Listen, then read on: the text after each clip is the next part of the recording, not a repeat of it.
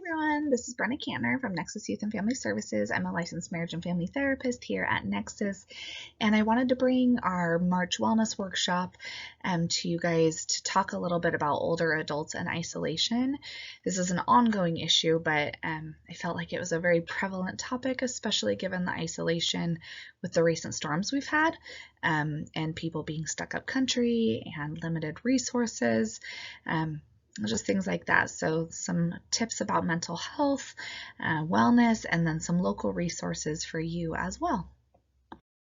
So just starting things off, what we don't often talk about is the rising number of older adults with significant mental health challenges. I think part of this comes from the older generation and kind of it being like a taboo topic, that you're crazy or just having really negative feelings about mental health and what that looks like. But it's obviously super normal. And what we see in older adults is a lot of social isolation and loneliness. Whether that's because you're aging, because you have limited resources, because your significant other has passed away, because you live far away from your family. There's all kinds of reasons that you could be experiencing social isolation and loneliness, but those things contribute to health issues and an increase in health issues for a variety of physical and mental conditions, everything from high blood pressure to Alzheimer's disease to anxiety to like a suppressed immune system. Our body is and our mind is made for connection, and so when that is taken away, it's a basic part of our livelihood. So people that find themselves unexpectedly alone, like I was saying, due to the death of a spouse or partner, separation from friends or family, retirement, just kind of shift in life stages even, loss of mobility, health issues, lack of transportation, all of those things, like it's higher risk. And then conversely, people who engage in meaningful activities, whether they have a really good support system, whether they're very connected with their family, whether they just have really good community support, those folks tend to live longer, have better mood, and have more of a sense of purpose. So just a few quick facts. Isolation disproportionately affects older adults who rely on social contacts outside of their home. So that basically means if you don't have meaningful connections in your home or your normal day-to-day life and you have to go out in the community to make those connections, it's harder to make those connections, so you end up, that's why it affects older adults who are relying on that community support versus family support. Those who don't have close family or friends within their personal safe zone and rely on contact out through social programs are at increased risk of mental health problems. And then individuals who already live with anxiety or depression or who have had a history of mental health issues may experience worsening symptoms with their mental health more than if you haven't experienced mental health issues in the past. So some unique challenges in older adults is that there's a lot of issues, but when you think about the idea of mental health, going to the doctor, there's such an increase in going to the doctor, which kind of can lead to some resistance of like, I don't want to go. So it can kind of create this dynamic where support isn't sought when it's needed. So some unique challenges here is that older adults have increased rates of respiratory and other disorders, resulting in compromised immune systems. In 2015, nearly 50% of adults with psychiatric disorders did not receive treatment, which kind of leads us into our next quick fact, is that baby boomers are afraid that people will view them differently. They don't want to be viewed as less than or like that something is wrong with them, when it's not. We just need some more support. And then Older adults are worried that they will experience discrimination because their perception or what they've been told or what they've heard is that people with mental health problems are weak or less than, and it becomes kind of a pride issue, if that makes sense. So a few things here, traditional factors that can impact mental health in older adults. And I say traditional factors because we've obviously had, coming out of the pandemic, there was a significant increase in social isolation that was societally driven, which obviously just contributed to like these traditional factors, which is why I guess I differentiate them. So aging can be a time of loneliness, and it can be a time where you're experiencing increased losses. Societal roles can change with retirement, and sometimes you can feel devalued as an older adult because you're not contributing. There is a theory in mental health that it talks about different stages of development, and so it goes for everywhere from infancy to older adulthood, whereas like infancy, your stage of development is developing like trust with your caregiver or not, and in older adulthood, there's lots of stages in between for like infancy and, early childhood and teenagers and early adulthood and all of those things. There's different stages.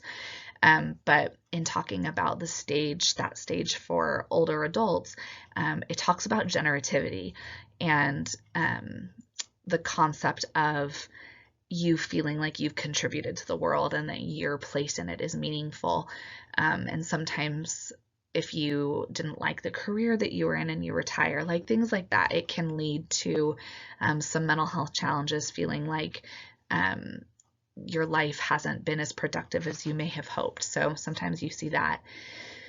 Obviously, physical health problems can increase with aging. As I mentioned, this is a period of time where you can experience losses of loved ones and friends. And then sometimes with retirement and Social Security, financial security can be lessened, which is obviously also an increase in stress. So I put it down here and it's a picture, but in later life, there are 5 key factors that can affect mental health and well-being. And so these things are discrimination, participation in meaningful activities, relationships, physical health, and poverty. So these things are, if you're feeling like one of these things is not, one of these needs is not being met, like if you're feeling like you have little resources, it can impact your mental health and well-being. If you don't have meaningful relationships, if your physical health is declining. So that's why I included that here. So the idea here with this presentation is really to talk about, in the face of loneliness and isolation, it's really important that we provide resources and skills and tools to stay healthy and stay connected and to increase those social connections in order to better support mental health in aging. So here are some steps that you can take to feel more connected and more supported. So as I was mentioning, obviously we have, if you kind of think about like throwing a pebble into a pond and how there's like all of the different ripples. So if you think of yourself as that rock and that first ripple, that's your close friends and your family, like your tribe of people. Your kids, grandkids, great-grandkids, siblings, your spouse, those really close people. And then that next ripple is that like the community support that you're really connected to. So perhaps church, social groups, things like that. And it kind of like as you go out, you get, it's like further degrees of separation. But those first 2 pieces, like your friends, your family, your close connections, and your community connections, those are the things that you can really like beef up in order to support yourself. So making sure, especially like when you're really like physically isolated, due to like situations like we've had with the pandemic, like right now we've had with these storms, that people are feeling stuck. And that in and of itself, feeling like you don't have resources and things like that is really challenging, not just for older adults, for everybody. So reach out by phone, social media, video calling, any other method to like connect, to just stay connected. I know my parents were snowed in, and my son wanted to talk to grandma and papa, so we FaceTimed a lot and things like that. So just make sure you stay connected. Personal contact is valuable and it's really precious to everybody. Those personal contacts and hugging and those just connection is so important. As I mentioned before, like we're social beings and our brains are literally hardwired to rely on social contact.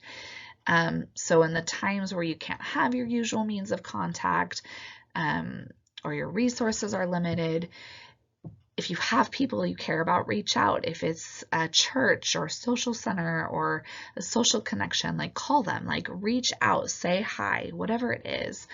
Try to arrange regular communication, and in times of uncertainty, like knowing that people are there to support you and that someone to rely on, even just a friendly face, can be just wildly helpful.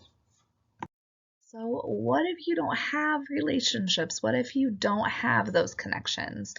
It's a good question. So like, what can you do for yourself? In our community, I think we have challenges and also like unique opportunities, like living in such a small town, that we really do have some cool resources, if you know about them. And if you don't know about them, you should, because we have some really cool resources, especially for seniors, in our community. But there are always opportunities for you to build new relationships. And so some of that is, you can sit down and make some lists about your interests, your social strengths, your social challenges. Are you shy? Is it hard to make conversation? Are you nervous to reach out? Is it hard to put yourself in that situation? Making a list where you feel like you need support, right? Like it's sometimes just really hard to ask for help. And it's also just so necessary for us to survive and like live in the world. So, you can look on the internet for more groups that might appeal to your interests. And then there's also, which I'll talk about in a little bit, but like the senior center, there's opportunities to meet people. I'm going to have a whole list of resources actually specific to Amador County, that can be really helpful. So being physically alone doesn't always mean you have to be alone socially. And so that's like the beauty of the internet and Wi-Fi and FaceTime and all of those things, and Zoom and social media and things like that. So, you can adapt and find new ways to overcome feelings of isolation and loneliness. If you don't have transportation, but you find like maybe a group online, that you can have connection with, and online games can be helpful and an enjoyable social activity. So celebrate the steps that you take towards feeling connected. And again, I'm going to talk about some more resources here locally in Amador County, but you might be able to get a ride to a group that's local, things like that. So just kind of keep an open mind versus saying it's not going to work, because that can be, just that open mind can be the difference in you making connections. So here is a place where I just want to pause and take a minute to like validate, with like when you're feeling lonely and isolated. Loneliness hurts.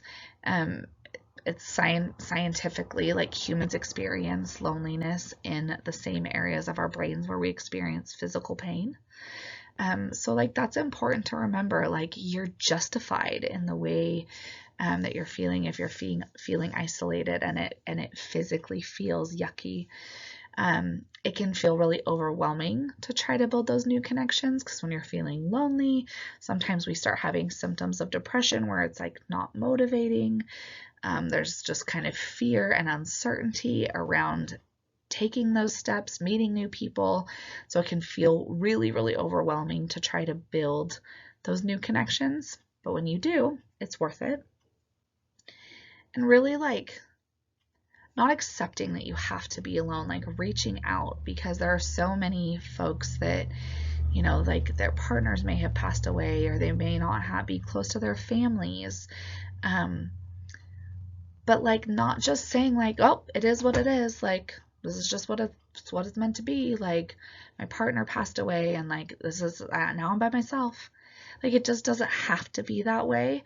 So letting others know that you want to connect and that you want to be part of the world around you, and like just don't accept that you have to be alone. Like there are so many resources and opportunities, not just in our community, but in the world, on the internet, things like that. So, like, you know, recognize it and like validate that like what you're feeling is like super normal and reasonable. But like, it's also just so important to take those steps in making new connections and building those relationships for like your mental health and your physical health, as we had talked about earlier. So some other tips for just self-care, and I included like staying calm in times of uncertainty, just because with these storms that we're having right now, and right now it's sunny out, but we also know that another storm is coming in, and like what's that going to look like? Is it going to be not as bad? Is it going to be worse? Just not feeling settled and like knowing what's really coming. Like, so obviously like feeling prepared. I'm hoping people are getting out if they can and trying to get some more resources while it's sunny and not stormy right now. But some tips for self-care, just knowing you're not alone, making sure you're staying connected, using your local and personal resources, just like knowing the facts, and I guess trying to like, I'm saying use social media to connect with people, but also like manage that because there's also just so much crap, if you will, on social media that just kind of scares us and fuels a fire that is maybe not necessarily like reasonable. So just like being mindful of the information coming in. Same thing with the news, right? Like just any media. So like managing that media piece. You know, sticking to a routine, like trying not to get caught up, like try to make yourself dinner if you can, and just make sure you're staying connected, making healthy choices. And then as far as these storms, like obviously remembering that it's temporary. You know, when we had a week straight of snow, it's really hard to like think that way, because it just feels like doom when you just feel like it's just going to keep snowing and you're not sure when it's going to stop or how much it's going to snow overnight. Um, so just being mindful and balancing kind of those thoughts and staying connected during these times. So here are some really, really great local resources to Amador County for seniors.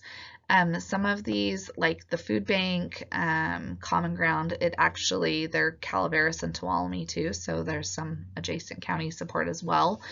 But Amador Senior Center, and their phone numbers here, they have a ton of options for seniors, which is just really cool. So there's details on their website too, but their senior lunch program.